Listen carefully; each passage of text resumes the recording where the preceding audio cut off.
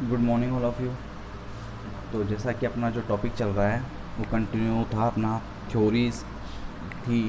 Theories of the growth and development, इसके बारे में अपन डिस्कस कर रहे थे। ठीक है, तो इसके अंदर अपन ने देखा था कि 3 थ्योरीज़ के बारे में अपन ऑलरेडी डिस्कस कर चुके हैं। वो थ्योरीज़ थी अपनी जो थी वो इरेक्शन की थ्योरी थी, अपन ने डिस्कस कर चुके हैं। जीन पाइजेट की थ्योरी थी और कोलबर्ग की थ्योरी थी, जिसमें कोलबर्ग जिसे बोल सकते जेन पाइजेट की थी वो इंटेलेक्चुअल डेवलपमेंट थ्योरी थी। कोलबर्ग की थी जो मॉरल डेवलपमेंट थ्योरी थी। ठीक है, और नेक्स्ट वन थी जो इरेक्शन की, जो साइको सोशल थ्योरी थी। तो उसके बारे में अपन जान चुके हैं कि इस कंडीशन कौन सी थ्योरीज़ में कैसे कैसे डेवलपमेंट होता है। ये अपन जब अपन माइलस्टोन पढ़ेंगे तो इन थ्योरीज़ के बारे में अपन एक एक के बारे में अपन को मैं बताऊंगा कि किसका किस में यूज़ हो रहा है, किस तरीके से उन्होंने बताया तो कि ये होता है। तो उस टाइप से जब अपन माइलस्टोन पढ़ेंगे कि बच्चे की जो डेवलपमेंट हो रहा है, ग्रोथ हो रहा है, उस टाइम अपन देखेंगे कि कौन सा डेवलपमेंट किस तरीके से होता है, उसमें अपने डेवलपमेंट के बारे में ही डिस्कस करेंगे। ठीक है, तो अपना जो नेक्स्ट जो थ्योरी रहेगी वो रहेगी spiritual development theory. Spiritual development theories रहेगी अपनी नेक्स्ट वन। फोर्थ वन जो थ्योरी है, 5 थ्योरी है टोटल, 5th थ्योरीज है, जिसमें कल अपनी लास्ट थ्योरी रहेगी। ठीक है, वो सिगमंड फ्रॉइड की, वो बहुत ज़्यादा इंपॉर्टेंट है, बहुत ही ज़्यादा है। एग्ज़ाम में भी पूछा जाता है, आप बोल दो कंपटीशन में भी पूछा जाता है। तो थ्योरीज बहुत ज़्यादा इंपॉर्टेंट मानी जाती है वैसे वो। फर्स्ट ये देखें अपन तो इंटेलेक्चुअली बहुत इंपॉर्टेंट थी, कोलबर्ग भी बहुत इंपॉर्टेंट थी। और थर्ड वन देखा जाता है अपन इरेक्शन वाली जो साइको सोशल और सिगमंड फ्रॉइड, 4 बहुत ज़्यादा ही इंपॉर्टेंट है। स्पिरिचुअल कभी कभी पूछते नहीं है, पर वैसे ही अपन को देखा जाता है ज़रूरी है पढ़ना, इतना इंपॉर्टेंट नहीं है। ठीक है, तो इसमें क्या होता है, स्पिरिचुअल डेवलपमेंट थ्योरी किसने दी थी? जेम्स डब्ल्यू फॉवलर ने दी थी। ठीक है, ये मतलब इन्होंने बताया कि जो बच्चे की जो आस्था होती है, बच्चे की जो आस्था होती है, आस्था से मतलब एक विश्वास होता है, उसका जो डेवलपमेंट है वो किस तरीके से होता है। बच्चे की जैसे जैसे एज बढ़ती है, जैसे अपने क्या होता है, धर्म के प्रति आस्था रखना, बचपन से ही क्या करना, आस्था रखना। क्यों? बच्चा जब जन्म लेता है तो उसको थोड़ा ना पता होता कि उसकी जाति क्या है, उसका कौन कौन सा है, हिंदू है, मुस्लिम है,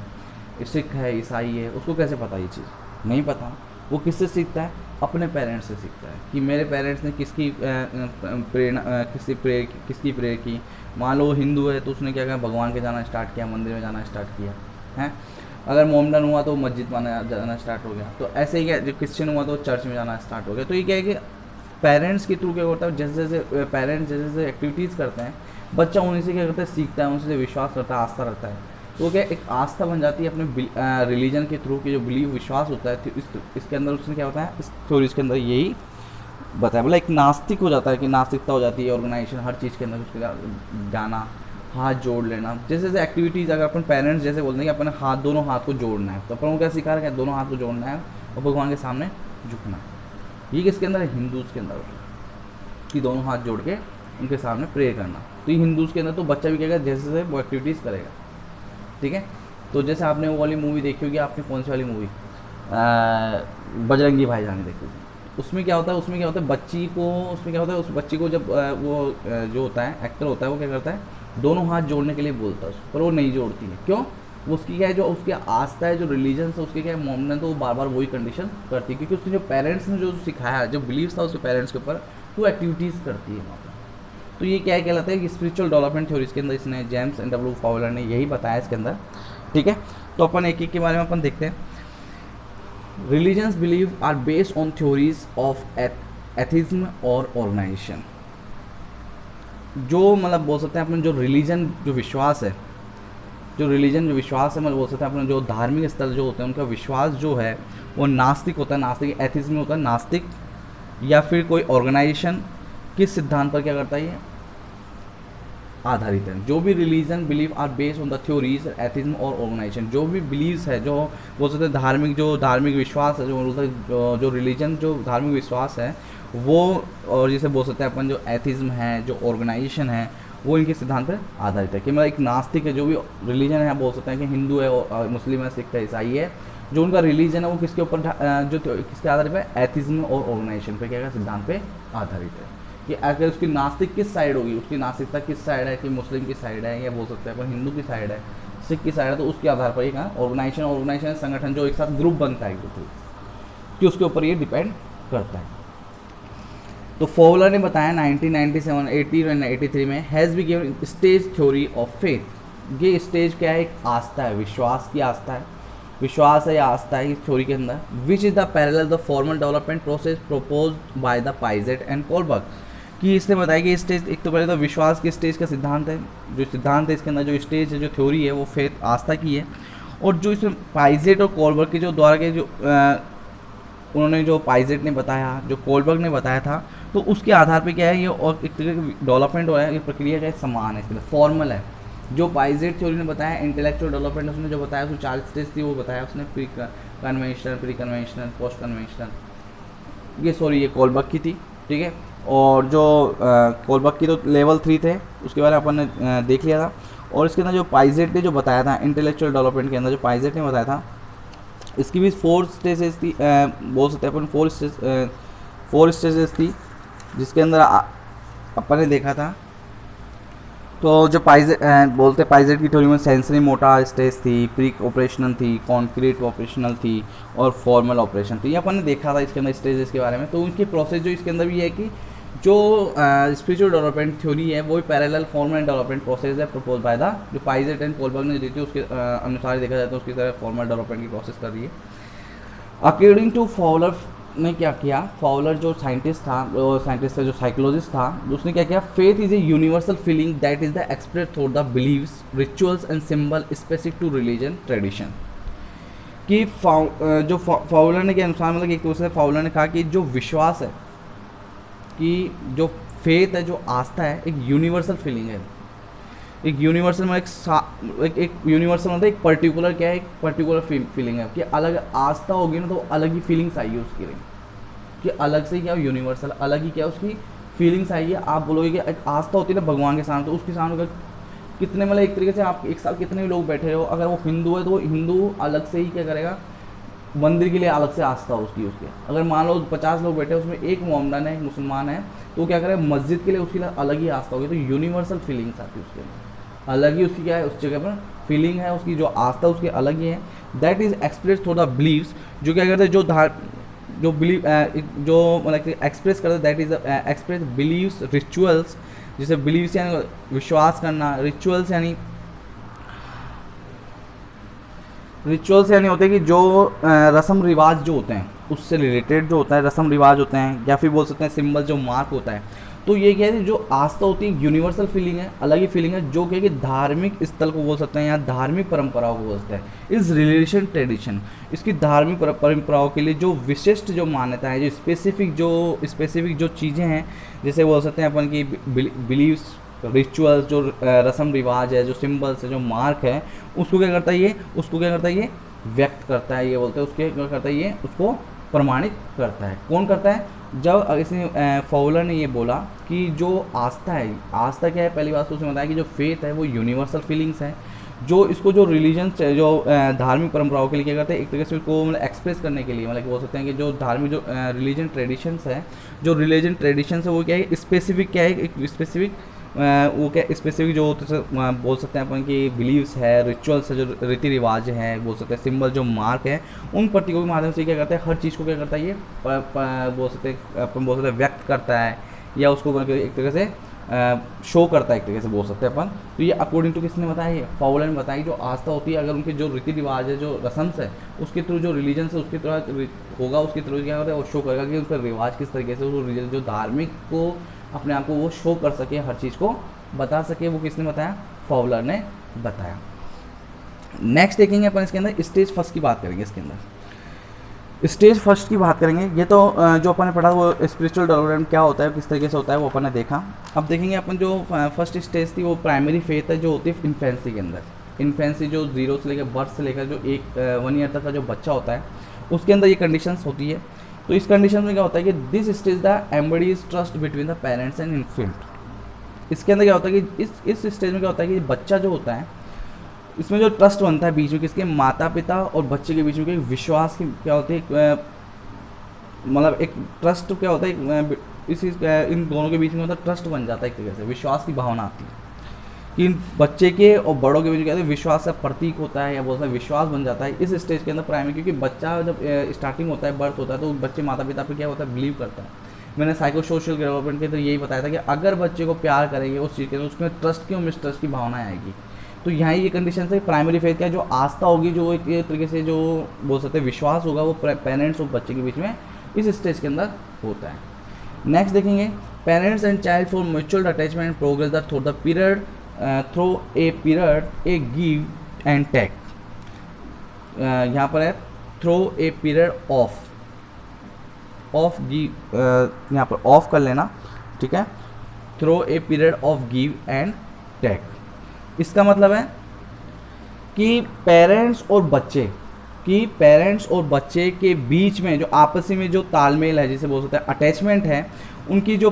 प्रोग्रेस के साथ साथ लेन देन जो होता है कि गिव एंड टेक के साथ के माध्यम से क्या करते हैं, इस कंडीशंस में आती है, इस स्टेज में आती है। मतलब पेरेंट्स की जो एक बोल सकते हैं कि जो म्यूचुअल अटैचमेंट है उसमें जो लेन देन होता है इसके माध्यम से चलता रहता है कि उनमें क्या लिया क्या दिया, उस कंडीशन से इसके अंदर इंक्लूडेड होते हैं। नेक्स्ट बात करेंगे इसके अंदर कि अपन बात करेंगे the primary care giver provided the infant young child is variety experience the encourage the development and mutual trust love depends on the progressive to autonomy.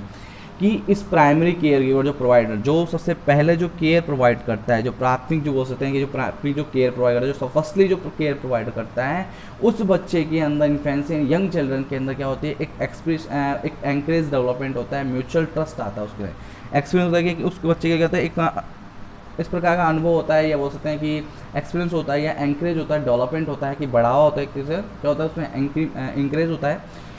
Mutual trust होता है, love and dependent progressive autonomy. मतलब उसमें क्या होता है, विश्वास हो जाता है, प्रेम हो जाता है उसकी उस कंडीशंस में, या ऑटोनॉमिक कंडीशन के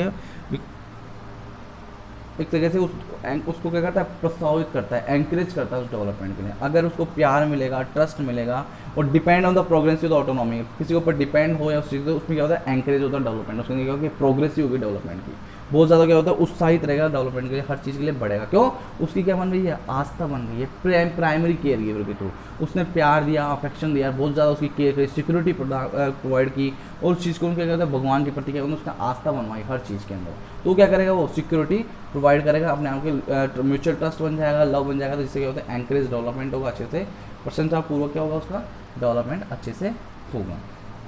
तो इस स्टेज में समझ में आ गया कि पेरेंट्स और इन्फेंट के बीच में क्या होता है, इसमें ट्रस्ट बनता है, अटैचमेंट होता है, और साथ में क्या होता है, इनके अंदर बीच में क्या प्राइमरी केयर गिवर होता है, उसके एक्सपीरियंस उसके अंदर एंकरेज डेवलपमेंट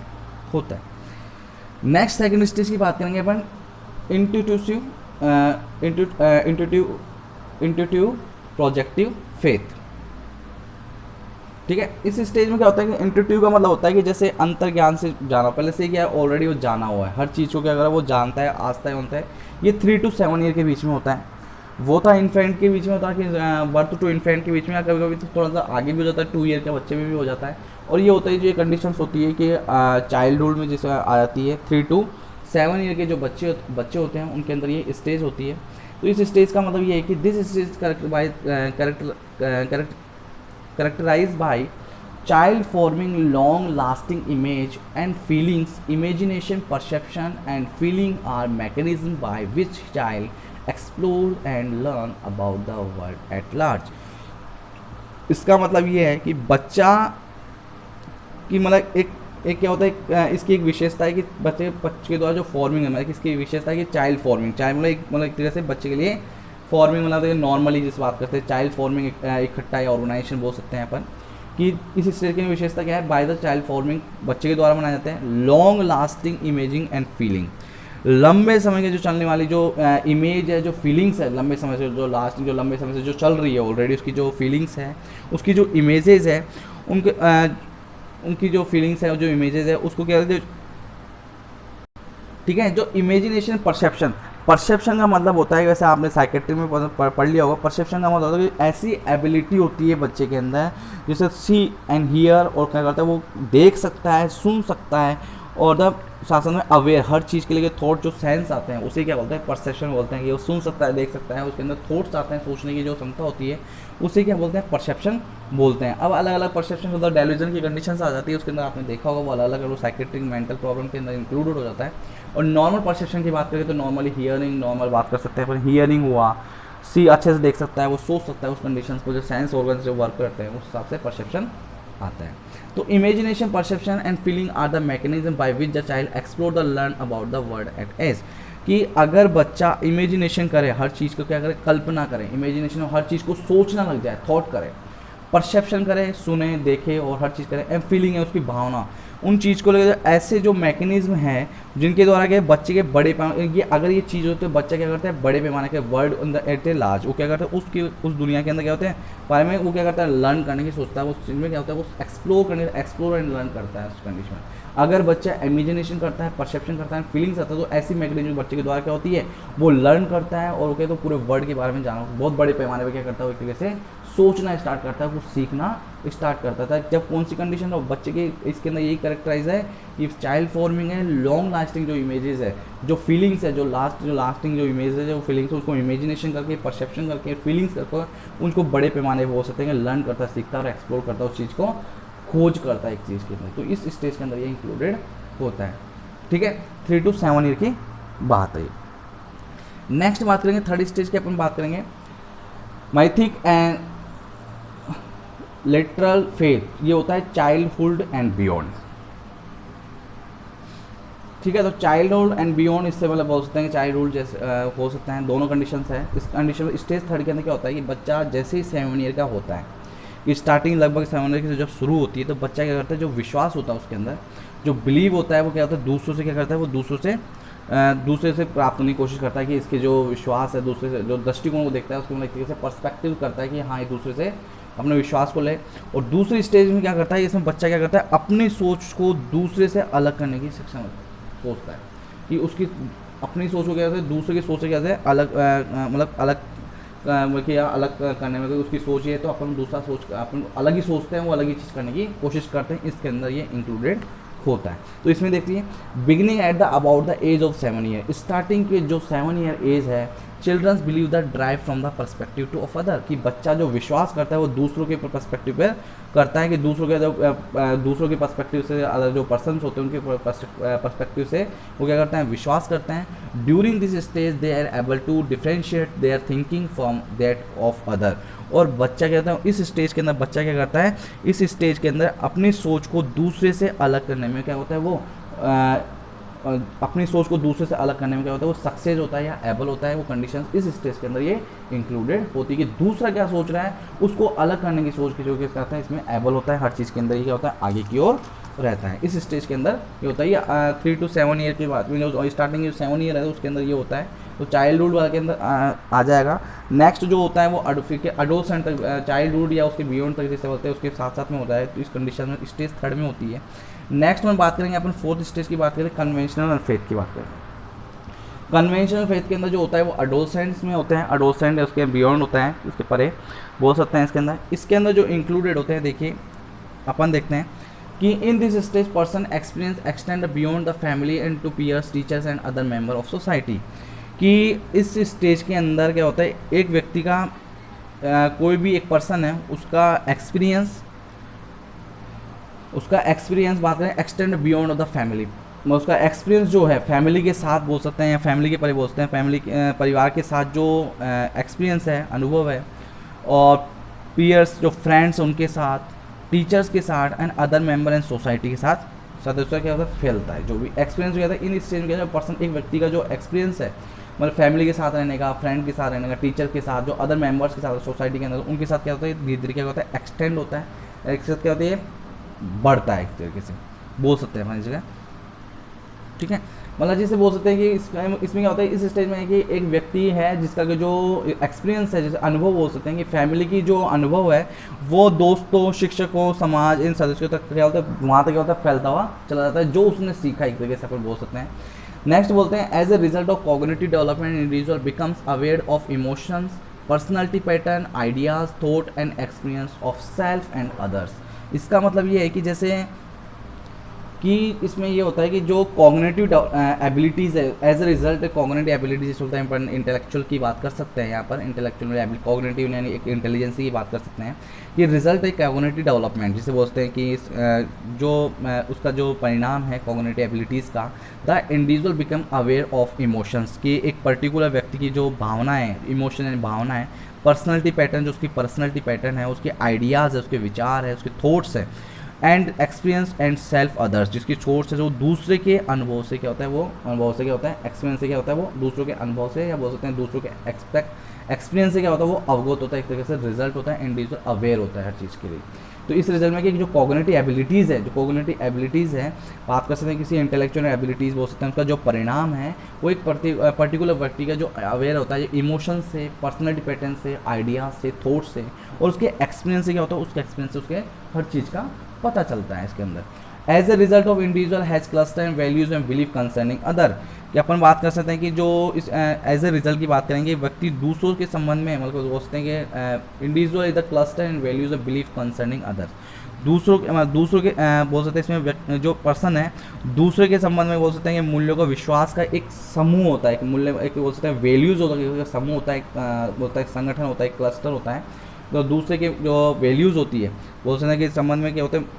विश्वास का बोल सकते हैं अपनी आस्था, जो बिलीव्स होती है, जो आस्था होती है, वो मूल्य होती है, एक समूह होता है, एक संगठन होता है। इससे रिजल्ट ये निकलता है कि जो एक पर्सन है उसके अंदर जो विश्वास है, जो वैल्यूज़ है, वो दूसरों के संबंध में एक तरीके से एक दूसरों के मतलब बोल सकते हैं दूसरों से अलग मान सकते हैं, या दूसरों से अपन क्या करते हैं कंपेयर करें, तो उसके अंदर क्या बोलते हैं कि उसके जो वैल्यूज़ है, जो विश्वास है, जो आस्था है, एक क्या होता है उसके अंदर एक ऑर्गेनाइजेशन होता है, एक संगठन होता है, बोल सकते हैं पर्टिकुलर उसके अंदर ऑलरेडी होता है कि इंडिविजुअल पर्टिकुलर एक क्लस्टर होता है, एक तरीके से बोल सकते हैं कि पर्टिकुलर पर्सन के अंदर होता है, इसके अंदर ये बताया है। तो इस कंडीशन में जो इसने बताया कन्वेंशनल फेथ में यही बताया कि फैमिली जो टीचर जो फैलती है, जो बोलते हैं एक्सपीरियंस जो फैलता है फैमिली के थ्रू, जो पीर्स के थ्रू, वो मेंबर सोसाइटी की जो फैमिली के थ्रू जाता है। दूसरा है कि किसी की एबिलिटी चेक करनी, तो आपको पर्सनैलिटी डेवलपमेंट, वो पर्सनैलिटी पैटर्न, आइडियाज, थॉट, इसका एक्सपीरियंस होना ज़रूरी है। नेक्स्ट रिजल्ट की जो क्लस्टर, जो एक हर पर्टिकुलर व्यक्ति के अंदर क्लस्टर एक संगठन होता है, वो हर चीज़ का जो आस्था का, विश्वास का बोल सकते हैं अपन। तो ये कंडीशंस ने जो स्पिरिचुअल डेवलपमेंट जो फॉवलर ने यही बताया इस कंडीशन में कि जो बच्चे की आस्था होती है, वैसे जैसे डेवलपमेंट बढ़ता जाता है, उसकी आस्था जो प्रेरणा होती है, जो हर चीज़ क्या होती है, धीरे धीरे बढ़ती हुई चली जाती है। ठीक है, तो आपका स्पिरिचुअल डेवलपमेंट मेरी तरफ से कंप्लीट हो गया है। तो आज के लिए इतना ही था। Thank you so much, have a great day.